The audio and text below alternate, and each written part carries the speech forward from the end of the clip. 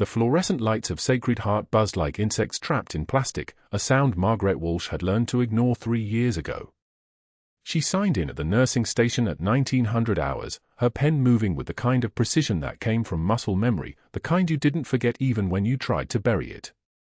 Her name appeared on the roster in neat capitals, Walsh, M, not Margaret. Never Margaret. Just initials, just another nurse on the rotation, just someone passing through the night shift that nobody else wanted. The limp in her left leg was barely noticeable anymore, but she felt it every time her boot hit the tile floor. Left foot favors slightly. Right shoulder carries tension. Hand steady as a surgical laser when they needed to be. She rolled up her sleeves, and the scars on her forearms caught the harsh hospital light, thin white lines like fissures in stone, each one a story nobody asked about. She pulled her sleeves back down. Her assignment board showed routine cases, 3 post-op patients stable in recovery, 2 cardiac monitors on the step-down unit, 1 diabetic admission from the ER. The kind of night where she could move through the corridors without drawing attention, change dressings without being noticed, document her notes and vanish when the morning shift arrived. Invisible work. Invisible woman. The way she needed it. Dr. Caldwell passed her in the hallway near the medication dispensary at 1925, his white coat crisp enough to cut glass. He didn't nod. He didn't acknowledge her at all. His eyes moved past her the way they might move past a supply cart or a wall-mounted monitor, something functional, something present but not requiring recognition. Margaret had been at Sacred Heart for 3 years. Caldwell had never once asked her name. She knew his. Everyone knew his. Chief of Surgery. 42 years old. Columbia Medical School. Prior to Raleigh, he'd run trauma services at Duke, where the hospital board had loved his efficiency, his ability to cut through sentiment and make hard calls. Cost control. Risk management. The kind of surgeon who looked at a patient's chart before looking at the patient. Margaret watched him disappear around the corner toward the ICU, his shoes clicking on the tile with the cadence of someone who owned the space he walked through. The evening shift moved like clockwork. By 2100 hours, the post-ops were settled and stable. Margaret checked vitals with the kind of quiet competence that made her invisible, good work that nobody remembered because it asked nothing of anybody. The patients were calm. The monitors beeped their steady rhythm. Everything was exactly as it should be, and that was the point. Disappear into the work. Let the work be enough. At 21:47, the ER phone rang. The charge nurse answered it, her face shifting immediately into the expression they all wore when incoming trauma meant decisions had to be made. Margaret heard fragments: motor vehicle accident, chest trauma, Navy SEAL, admitted to ICU, ETA 12 minutes. She continued checking the monitor display on the cardiac patient in bed 7, but her hands had gone still. The charge nurse called out the assignment. "Margaret, can you take the trauma in 5? "Yes," Margaret said. "Not, of course." "Not happy to." Just the word, flat and empty. She pulled up the incoming chart on the computer. The name appeared on the screen, and the world did a thing where it contracted and expanded at the same time. Lieutenant Commander Derek Vance. Age 41. Active duty, Naval Special Warfare Command. Next of kin listed as Rebecca Vance, spouse, and a secondary contact for a 17-year-old. The accident report was sparse: frontal collision, driver side impact, loss of consciousness at scene, vitals stable during transport but respiratory compromise noted. Margaret stared at the name. She didn't look away. She didn't close her eyes. She didn't do any of the things that people do when they've seen a ghost. She simply sat very still in the uncomfortable rolling chair with its torn vinyl seat, and she breathed, for counts in, hold for 4, for counts out, the breathing she'd learned in a medical evacuation helicopter over a valley in Helmand Province, when breathing was the only thing that kept you operational. Derek Vance. The name was real. The chart was real. The ETA was real. She stood up. Her left leg held. Her right shoulder didn't betray her with a flinch. She walked to the supply room and began pulling what she'd need: fresh gauze, saline drips, the equipment for a trauma admit. Her movements were practiced. Her breathing remained controlled. This was what she did. This was what she had always done. The gurney came through the double doors at 21:59. Margaret was standing in the ICU bay when they wheeled him in, and she saw his face for the first time in 18 years. He was unconscious, oxygen mask covering the lower half of his face, but the structure was unmistakable: the same sharp jawline, the same dark hair graying at the temples, older now but carrying the kind of authority that didn't change with time. Behind the gurney came a woman Margaret recognized from sparse memories: Rebecca, Derek's wife, her face pale and her hand trembling as it gripped the bed rail. Behind her, a boy who had Derek's eyes, had to be the son from the chart, 17 years old and trying very hard not to cry. Margaret didn't let any of this change her expression. She stepped forward with the kind of professional calm that comes from having already survived the worst. "I'm Margaret," she said. "I'll be his nurse tonight." Rebecca Vance's eyes met hers for just a moment, the eyes of a woman who was watching her husband being wheeled into the hospital in the middle of the night. There was no recognition in her look. Why would there be? Margaret was just a nurse. Just someone in scrubs with a name badge. Just one of the people who would take care of Derek Vance while his wife sat in the waiting room and prayed. The resident gave the report in clipped sentences. Motor vehicle accident at 18:40 hours. Frontal impact, driver-side collision with utility vehicle. Unconscious at scene for approximately 4 minutes. Intubated in the field by paramedics using 7.5 endotracheal tube. Initial vitals stable. Chest imaging revealed contusion with minor rib fractures. No pneumothorax noted. CT of head negative. Admitted for observation and pain management. Dr. Caldwell arrived at 22:06, walking into the ICU with a kind of presence that made the space arrange itself around him. He took the chart without asking for it. He looked at the films, the chest X-rays, the CT scans, and his expression didn't change. A surgeon looking at data. A man calculating variables. Insurance verification, he asked the resident. In progress. The family's coverage is showing a pre-authorization lag. Delayed processing from the military side. Should be cleared by morning. Caldwell nodded. He didn't look at Derek Vance. He looked at the chart. He looked at the monitors. He looked at everything except the patient. Downgrade to step-down protocol, he said. Move him out of ICU in the morning. We don't have the bed capacity for observation-only cases. Get him on routine cardiac monitoring on the floor, continuous pulse ox, basic vitals every 4 hours. Standard post-trauma pain management. If anything changes, notify me, but I don't anticipate complications. The resident said his oxygen saturation is 91% and his respiratory rate is 18. Those numbers are acceptable. They're stable, Caldwell said. And the insurance pre-auth is a problem I'm not paying for. Move him. He handed back the chart and walked out the way he'd come in, his shoes clicking on the tile with that same cadence of ownership. Margaret stood at the bedside, reviewing the monitors. Oxygen saturation 91%. Respiratory rate 18. Heart rate 86 and regular. The numbers Caldwell had looked at and found acceptable. The numbers that added up to a decision made in 90 seconds by a surgeon who had already moved on to the next patient, the next variable, the next case he could actually bill for. She looked at Derek Vance's chest as it rose and fell with the ventilator's rhythm, and something in her recognized something. The way his breath sounded slightly off. Not wrong enough to flag as emergency. Not right enough to be unconscious. Just slightly off in the way that experience teaches you to notice, the way that survival depends on noticing. Pain is data, she'd been taught a long time ago. Sound is information. Margaret didn't say anything. She adjusted the flow rate. She checked the monitor leads. She did what she was supposed to do, take care of the patient, follow the doctor's orders, keep her head down and her past buried. But she heard it. In the subtle quality of his breathing. In the way his chest expanded a fraction differently on the left side. In the sound of someone's lungs that weren't quite moving the way they should be.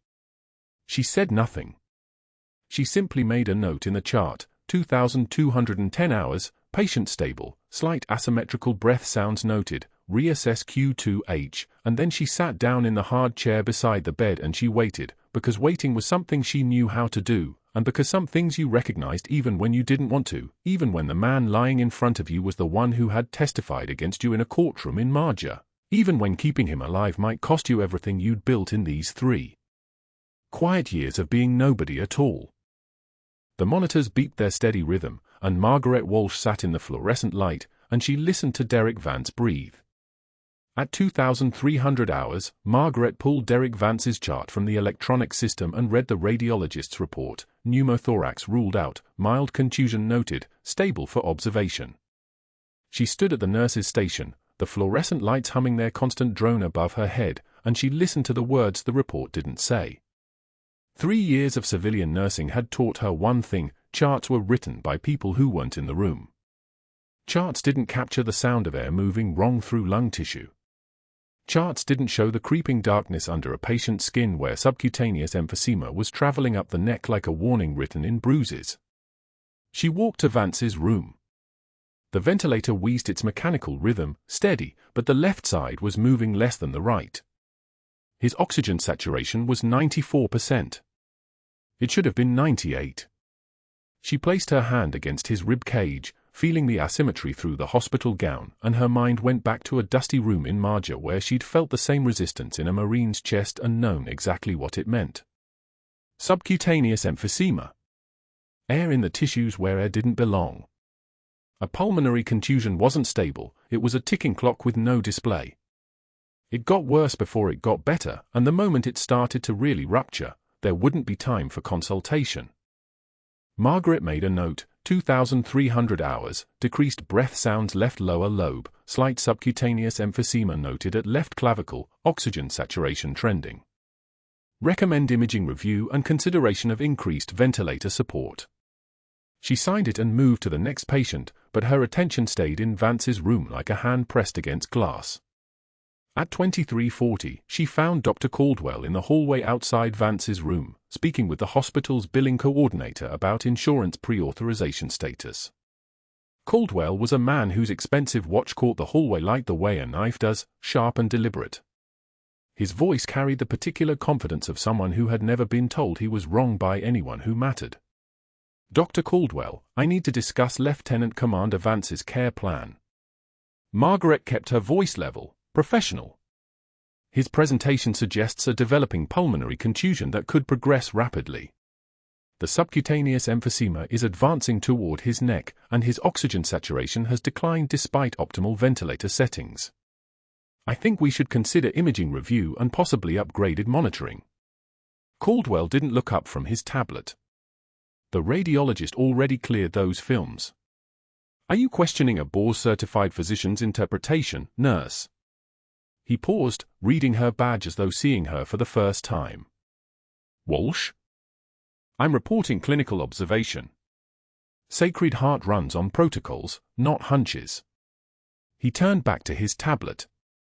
What's the insurance status? The billing coordinator checked her screen.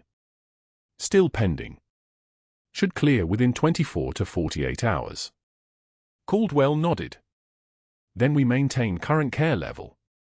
No additional interventions until authorization clears. It's policy. He walked away without waiting for a response, his footsteps clicking against the tile with the rhythm of a man who had never experienced refusal. Margaret stood in the hallway. The overhead intercom announced a routine page. A patient down the corridor was crying. She had been trained to recognize resistance, had learned it in rooms where screaming meant you were running out of time, and Derek Vance's lungs were resisting with every breath. But Dr. Caldwell had already moved on to the next patient, the next decision, the next assertion of his authority. At 0200 hours, Margaret was technically assigned to orthopedics 3 floors down. But at 0158, she had heard Vance's oxygen saturation alarm through the network monitoring system.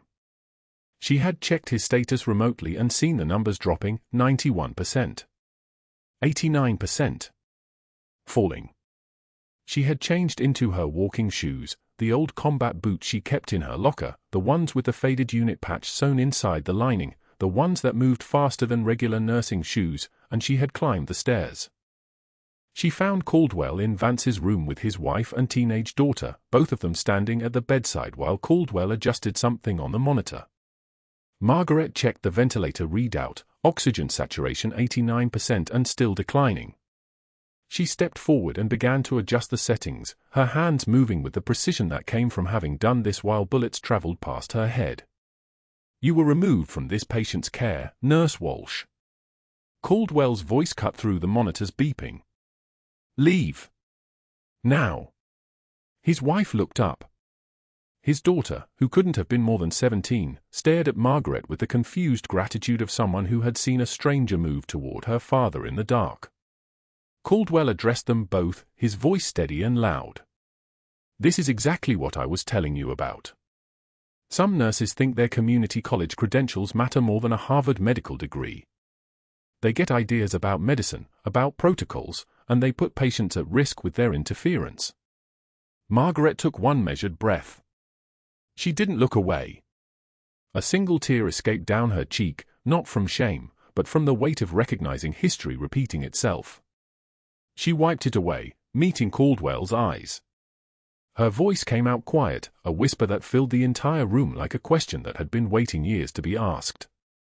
"Sir, that man has a pulmonary contusion you missed, and he'll code by morning." Caldwell's face flushed. His hand clenched. "Get out before I have security remove you." Margaret turned and left. But that wasn't the worst part. The next morning at 5:06, Margaret pushed open the door to the break room with a coffee mug in her hand. The mug was white ceramic, ordinary, the kind of thing nobody noticed. The full staff nurses, Rachel, Jennifer, Tom, and Susan, were sitting at the large table in the center of the room. They had worked together for 3 years. Margaret had helped Jennifer through her divorce. She had covered Rachel's shifts when her mother was hospitalized. She had celebrated Tom's daughter's acceptance to Duke. Susan had lent her an extra stethoscope when Margaret's first one had broken. Margaret sat down at the table. She didn't say anything. She simply opened the coffee and breathed the steam rising from the cup. The fluorescent lights buzzed overhead, a sound like electricity trying to escape. All four stood at once. They gathered their lunches, yogurt containers, sandwich bags, fruit, and moved to the smaller table across the room without speaking. Without looking back. Without the pretense that anything except rejection had occurred. Margaret sat alone with her cold coffee. Her reflection stared back at her from the black surface like a verdict. Dr. Caldwell walked past the break room door at 6:55. He paused.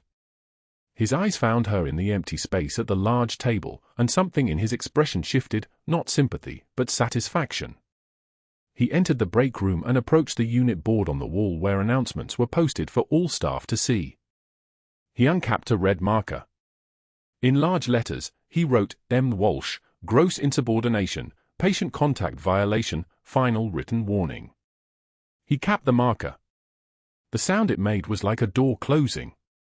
Margaret sat perfectly still. Her hands didn't tremble around the coffee cup.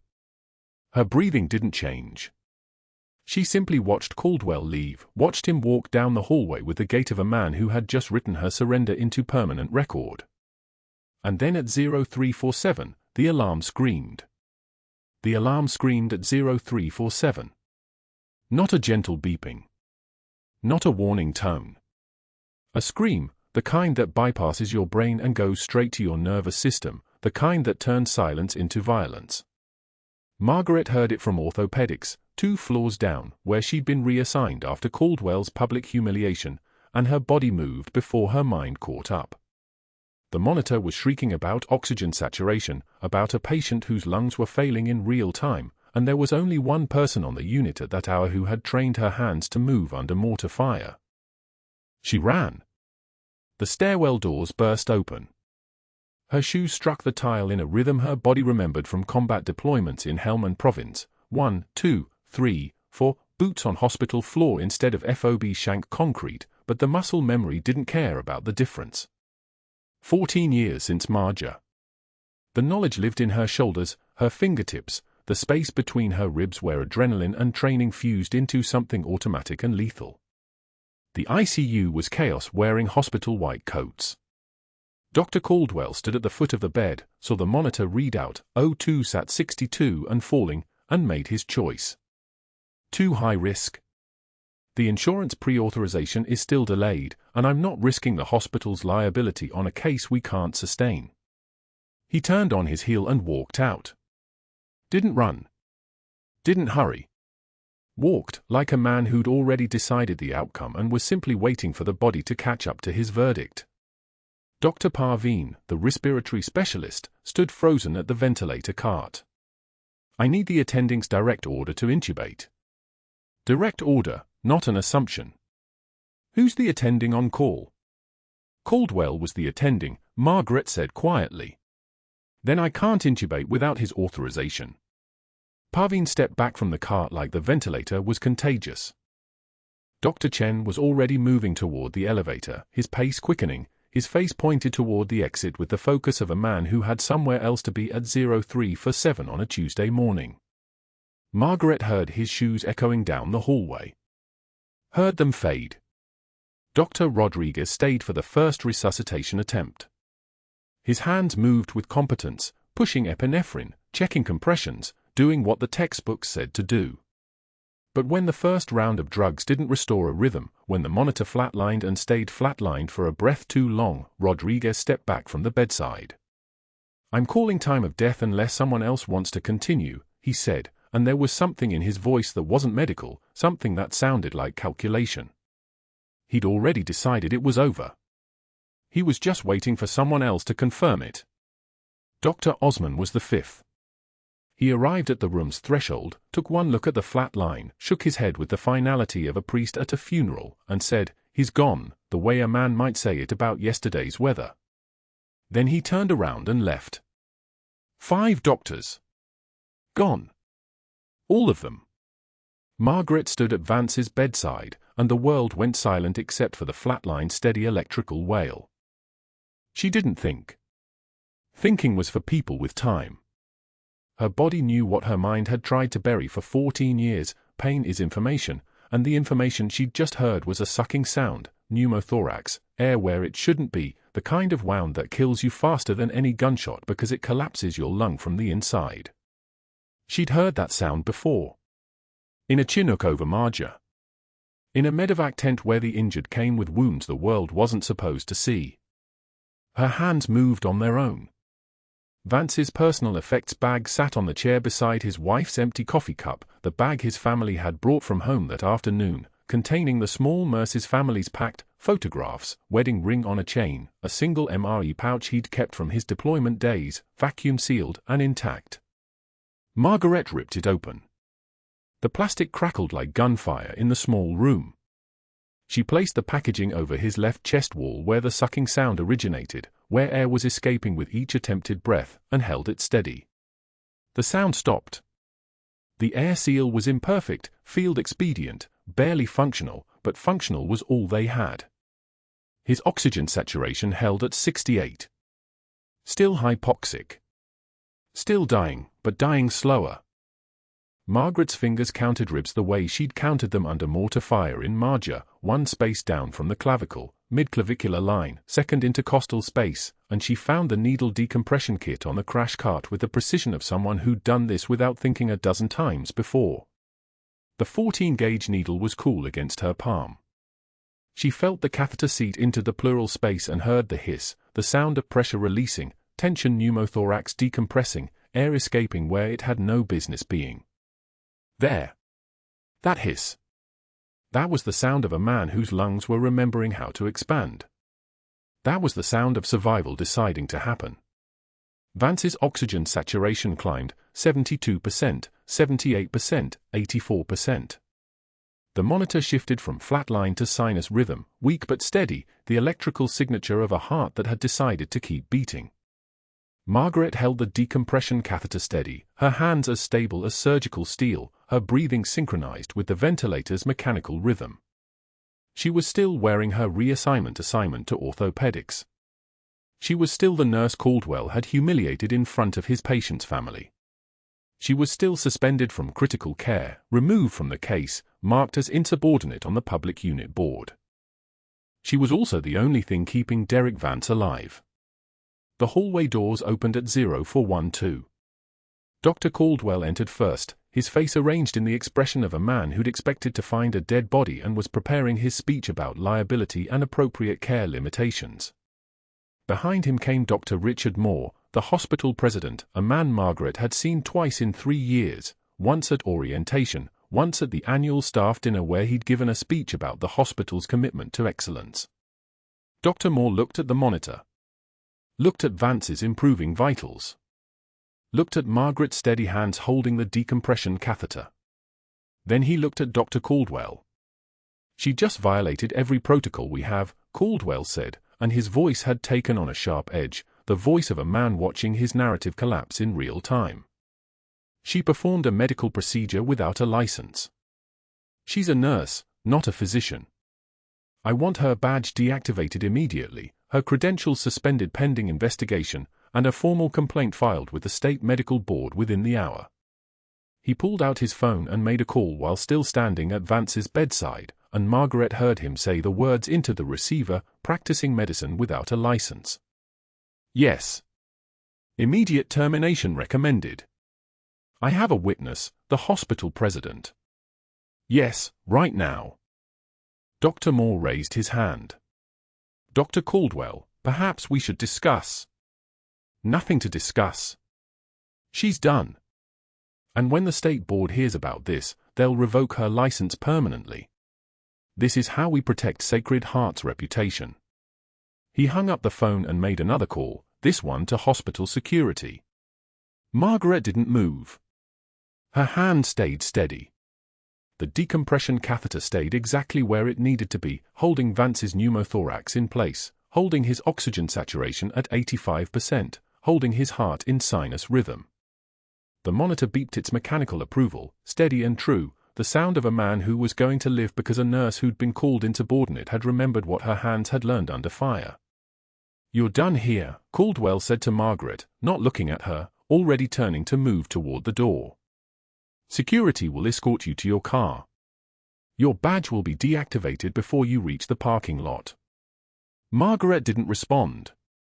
She was counting the seconds on the monitor, watching Vance's O2 saturation stabilize at 87%, watching the sinus rhythm hold. She thought about the 5 doctors who'd walked away. About Caldwell's words in the break room the day before, "Some nurses think credentials don't matter." About the way her colleague nurses had abandoned her at the lunch table, gathering their food and moving to another table like they were moving away from contagion. She thought about 14 years of keeping her head down. The security escort arrived at 0600. 2 officers in Navy uniforms, moving with professional courtesy, not unkindness. Margaret walked with them to her car, her badge dead weight at her throat, no longer able to open any door at Sacred Heart. The morning was cool and dark, the kind of darkness that comes right before dawn, when the world is still holding its breath. She sat in her car for 18 minutes without starting the engine. Then she drove to the cemetery where her husband, Marcus, had been buried 4 years ago.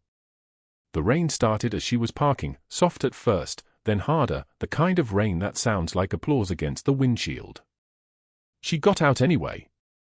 Her uniform jacket, the one she'd never worn to work, the one she'd kept clean in her locker for 14 years, was still in the back seat, wrapped in a dry cleaner's plastic.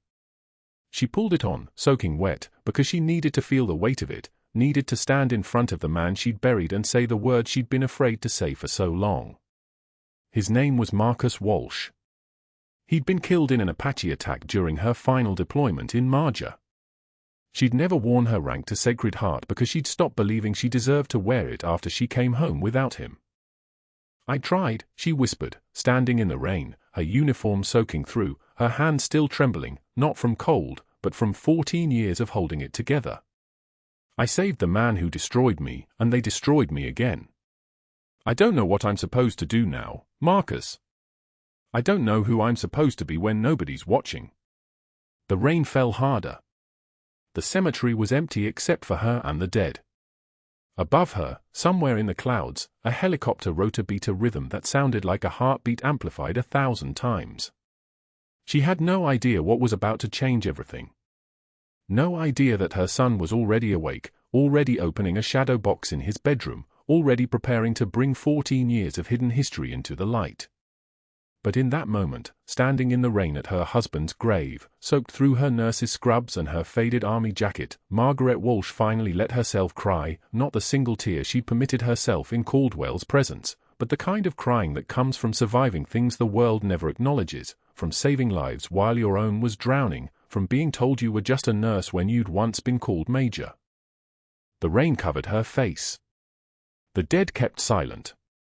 And the helicopter sound faded into the distance, leaving only the hiss of the cemetery sprinklers and the steady beat of her own heart, reminding her she was still alive. The hospital president's office door closed at 0347, the sound like a coffin lid settling shut. Dr. Caldwell had moved fast, faster than Margaret could have anticipated, faster than mercy would have allowed. By the time she'd finished her documentation in the break room, her hand still steady from the adrenaline, Caldwell had already made the call. She would learn about it later, in pieces, the way bad news arrives, a fragment here, a sideways glance there, the slow accumulation of small cruelties that adds up to erasure. The shift schedule appeared on the unit board at 0530, printed and laminated before the night staff even clocked out. Margaret's name, gone from the critical care rotation. Reassigned to the medical surgical floor, third shift, the graveyard hours when the phones barely ring and the patients mostly sleep. It was a demotion dressed up as a reassignment, a way to remove her from any patient who might need the kind of hands-on crisis care she'd just demonstrated. Caldwell understood institutional power the way a surgeon understands anatomy. He knew exactly where to cut. But that wasn't the worst part.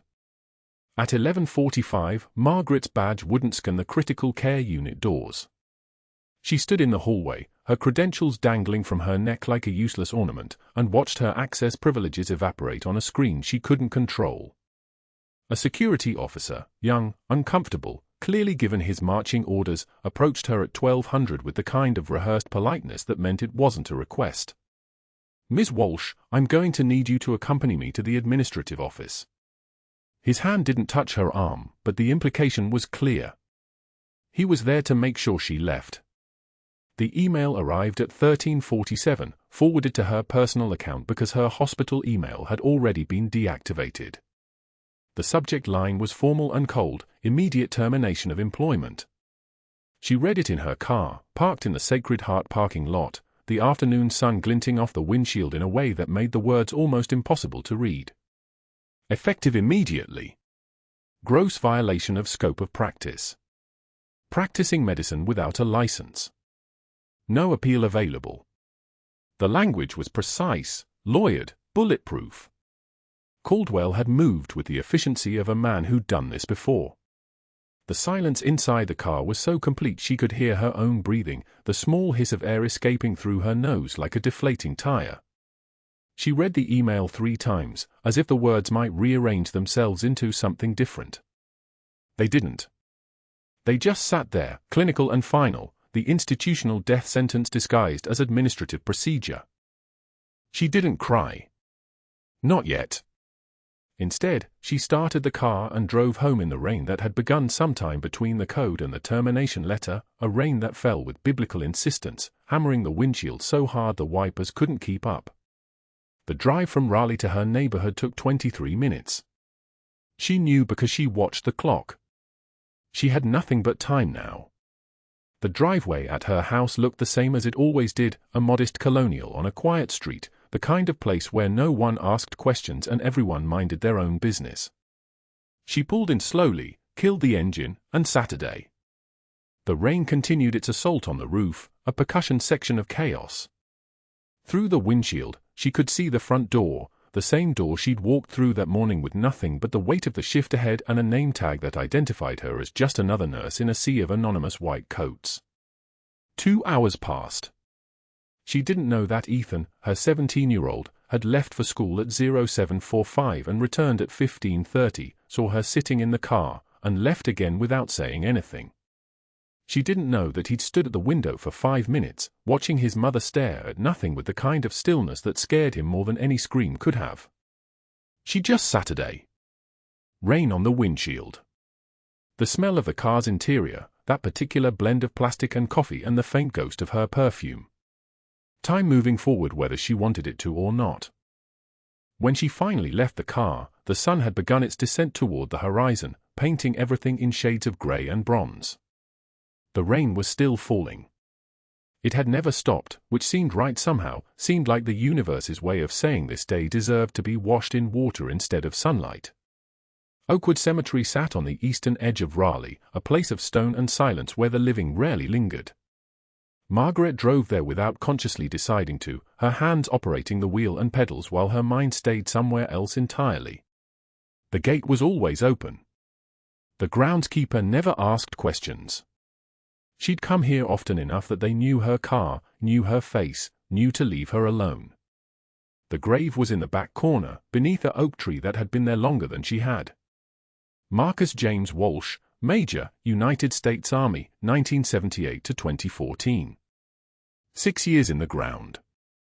6 years of surviving without him, 6 years of building a life in the margins of who she used to be.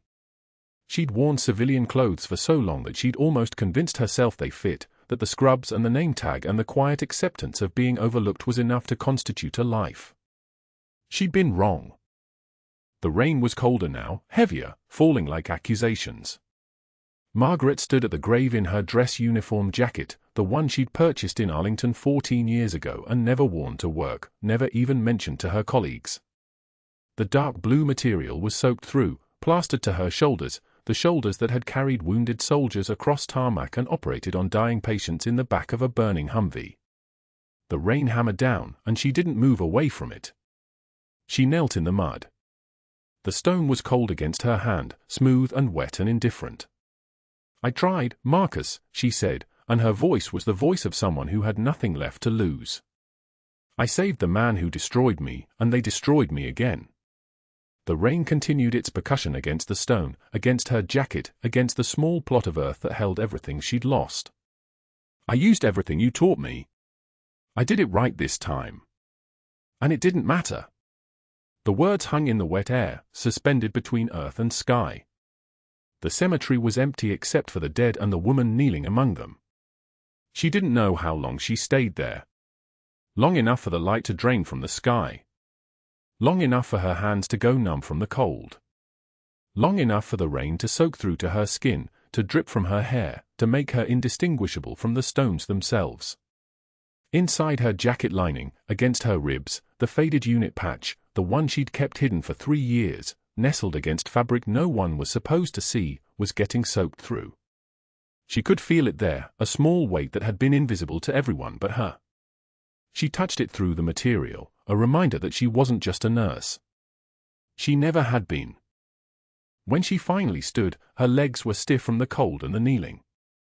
The world swam slightly, then steadied. The rain had turned everything the same color, gray on gray on gray. She drove home in that gray, her hands on the wheel, her mind moving forward through the events the way a soldier moves through a minefield, one step at a time, careful, methodical, because one wrong move was all it took. It was past 2000 when she got home, the rain still falling, the house dark and empty except for the single lamp in the living room that Ethan had left on.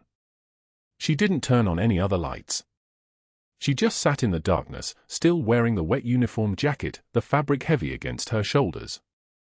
She heard Ethan moving upstairs, heard him opening closets, heard the sound of boxes being shifted. Then his footsteps coming back down, slower now, more deliberate. He emerged from the shadows carrying a shadow box, the glass dusty with 3 years of careful hiding, and when he opened it, the medals caught what little light there was and threw it back like secrets being told. "Mom," Ethan said, and his voice was not a question. "They need to see these." 2 days.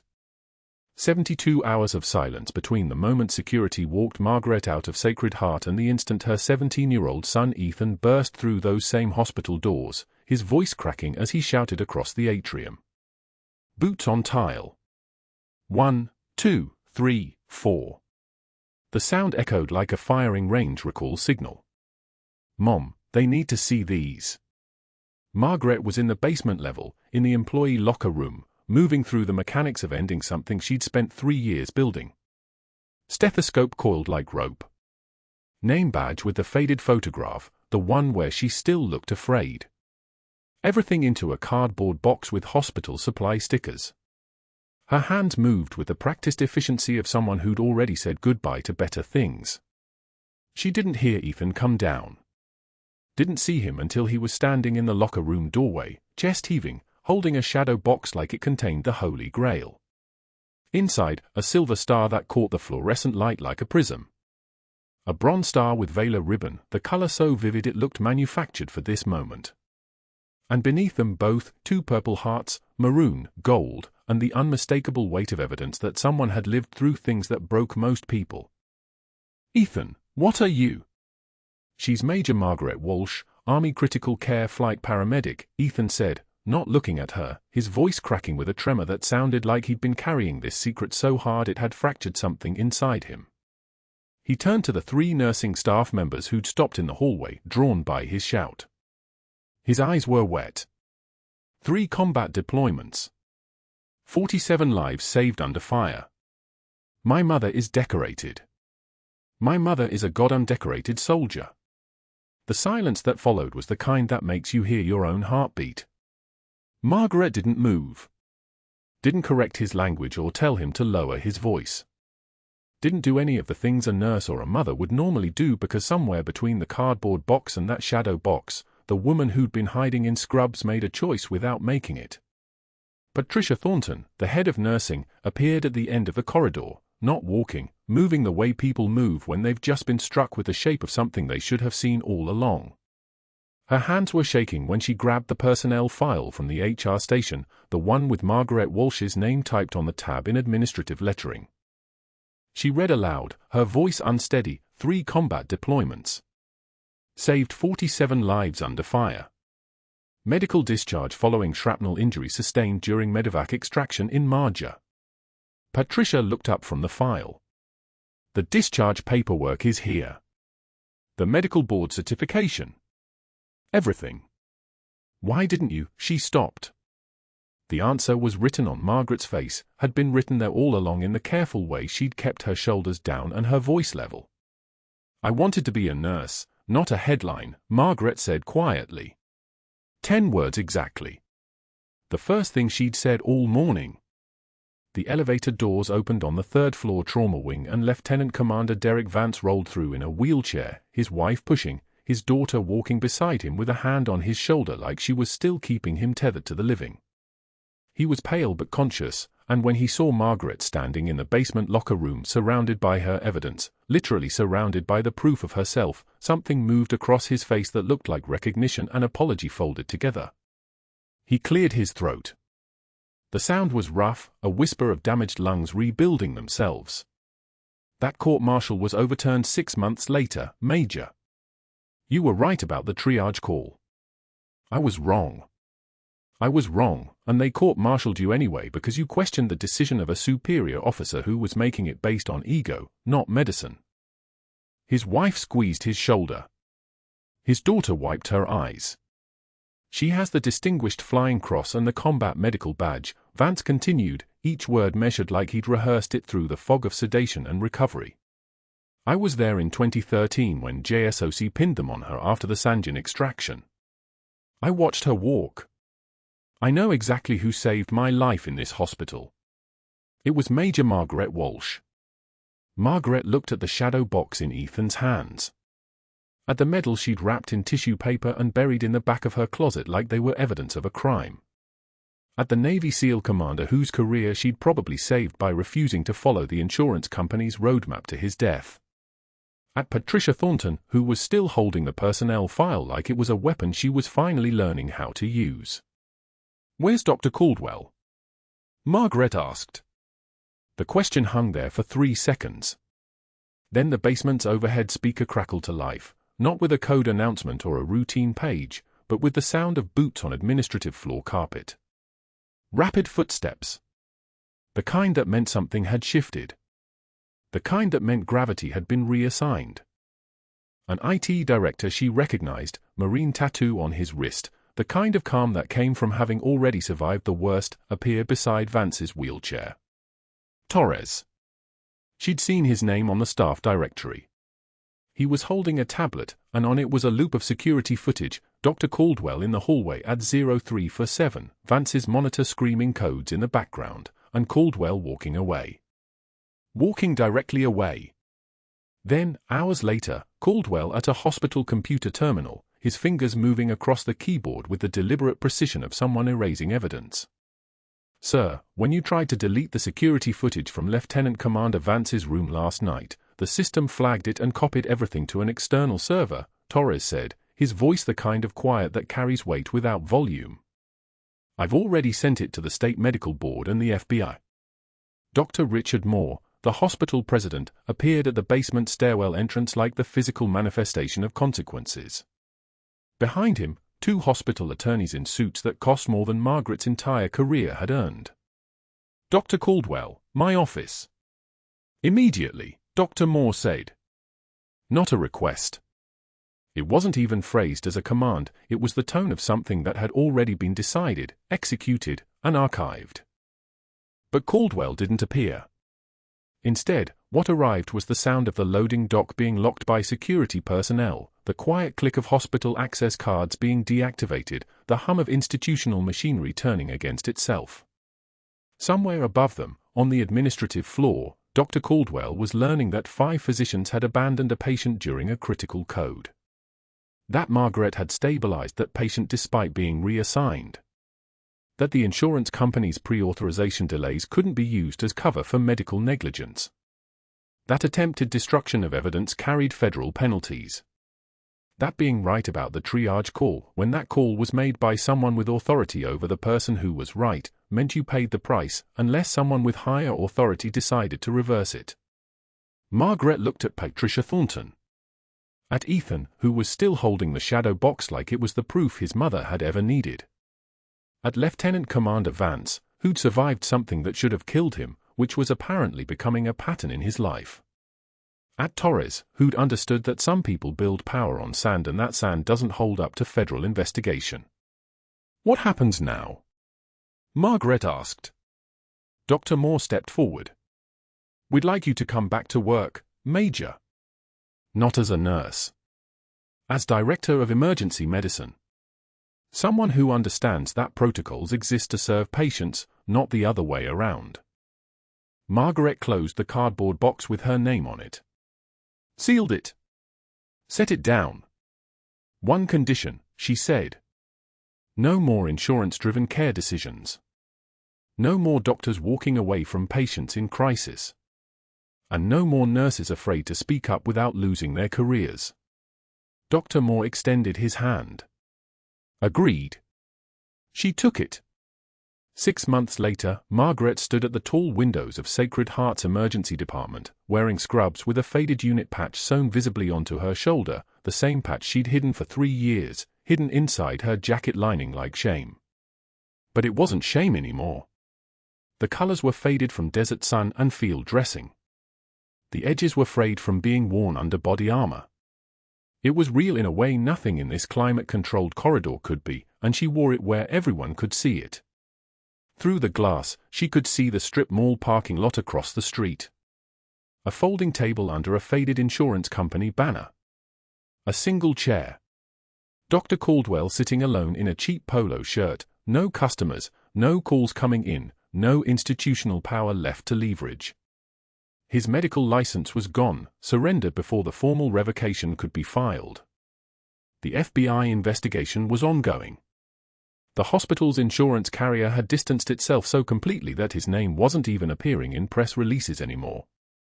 Margaret felt no satisfaction. No anger. Just clarity, the kind that comes from understanding that some people build empires on betrayal, and empires built that way collapse faster than the people who built them expect. Major Walsh, Patricia called from the hallway, her voice stronger now. no longer the head of nursing, apologizing for her own blindness. Multi-vehicle accident incoming. 5 critical patients, ETA for minutes. Margaret turned from the window. The limp in her left leg was less pronounced these days. Physical therapy, walking with purpose instead of hiding it. Get the trauma bays ready. Call in the backup surgeons. And Patricia, make sure every nurse knows they have authority to speak up if something's wrong. I don't care if it contradicts a doctor. Patricia smiled. Already done, Major. They moved into the controlled chaos of an emergency department operating at full readiness, a thing of terrible beauty, like watching an orchestra where every musician understood that one wrong note meant someone didn't get to go home. Ethan was in the hallway, volunteering in the ER this semester, considering medical school now, and he gave her a thumbs up as she passed. Outside, the first ambulance sirens were audible. Margaret took her position at the ambulance bay doors, her team assembled and ready.